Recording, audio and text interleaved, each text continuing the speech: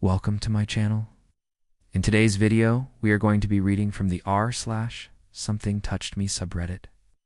So without further ado, let's jump right into it and say that I was too fat and ugly to ever get a boyfriend. One time my dad spanked me for 30 minutes for getting good grades on a test because I apparently got cocky and arrogant. It's been 5 years since then and I'm still not over what happened. I can still see the fear in my little sister's eyes when she would try to hide under my bed to avoid my dad. I hear her scream sometimes. It really bothers me that people like my mother still walk free. I feel like I can never trust men. From the beginning part of the story where OP is talking about how her parents abused her, it sounds like something straight out of a horror movie. And the floorboard's upstairs and she thinks that somebody might be stalking her.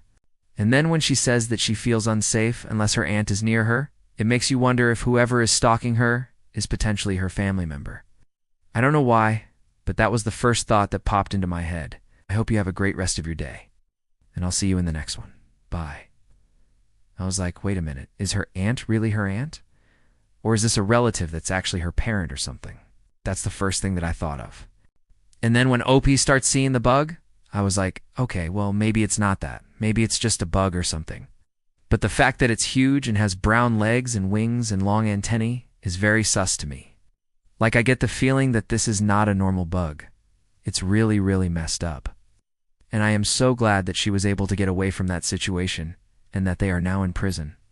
Because this person definitely deserves so much better than what she got from her parents. If OP is truly alone and something is watching her from outside her window, I think that it's best that she doesn't stay in her house. Maybe she should call the police, or maybe she should go to her aunt's house. I think that she needs to tell somebody because clearly she's not safe. Also, if anybody from this story is watching this, please reach out to somebody. Reach out to a friend, a family member, a teacher, a counselor, anybody, and tell them what is going on because I don't think that you're safe. You need help. And if I hear a door creak or a floorboard upstairs, I panic and think that someone is stalking me. It's really hard to live with what happened. I'm seeing a therapist, but I don't think that it's helping. I still cry at night. Then the op says that she thinks that the bug might be watching her, and then she says that she's too scared to go in her room. And I thought to myself, girl, just go in your room. You're being ridiculous. And then I realized that the story isn't over yet. Oh, and then the very last line that she wrote is, I just want to sleep, but I'm too afraid to go in my room. I don't know what to do. Please help. And then the post ends. And last week I cut my wrists because I couldn't take it anymore. My aunt and my friends found out, and they're taking care of me now. I want to get better, but I'm scared. I'm scared that what happened will happen again. I was grounded for a month. This was during Christmas break, so I didn't get to see my friends or do anything fun. The door is closed, but my aunt is sleeping with the door open across the hall. I don't know why I feel safer when she's near. Maybe it's just because she's family. Sometimes I wonder what my life would be like if my parents hadn't abused me. Would I be happy? Would I be in college? Would I have friends? Would I be in a relationship? Would I have a job? So many questions run through my head every single day. I hope that one day I can forgive them, but I don't think I can ever forget. This happened 3 days ago and I still can't sleep. I haven't eaten much either. I keep having dreams that my dad is chasing me with a knife, trying to kill me. I always wake up in a cold sweat. Last night I woke up and saw my curtains moving. I didn't think much of it because the wind can move them sometimes. But tonight I was watching TV and eating dinner when I saw them move again. I looked outside and there was no wind. I tried to ignore it and went back to watching TV, but then they started moving again. I decided to go to my window and make sure that it was closed. When I turned off the light, something brushed against my arm. I screamed and hit it. Whatever it was, it fell onto the floor and crawled away.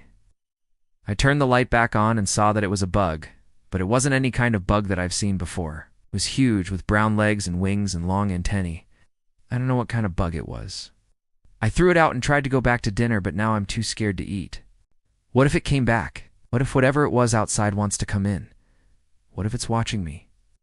And I had to do extra chores around the house like cleaning the toilets and vacuuming. I also couldn't watch TV or use my phone. Was unallowed to leave my room, unless it was to go to the bathroom or for food. I hated this punishment. But instead of letting me read books, or draw, or write in my journal, my mom made me stand in the corner of my room facing the wall. I cried myself to sleep every night. I remember thinking that I would die if I stayed there much longer. I just wanted to end my life. My mom and sister are emotionally abusive. When I was 12 years old, they would call me names like slut, whore. Fast forward to when I was 16. I had lost weight and become very successful in track. I was even scouted by college coaches.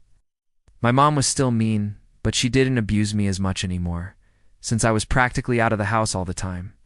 Now here's where the story gets interesting. During my junior year of high school, I went to the doctor for an annual checkup. The nurse practitioner who examined me was new and seemed nice enough.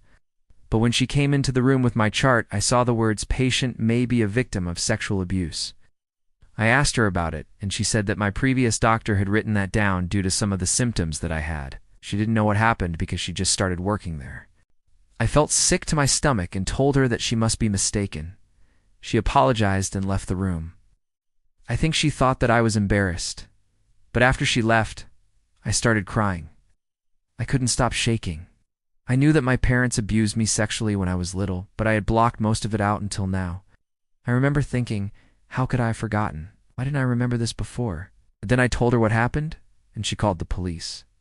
My parents were arrested and taken into custody. The cops also took me to another hospital for a sexual assault examination. It was horrible. I remember hating the nurse who did the exam. She was so rough and kept asking me questions about what happened. It really hurt. The next day I moved in with my aunt. I haven't seen my parents or my sister since. It's late at night and I'm watching TV in my room.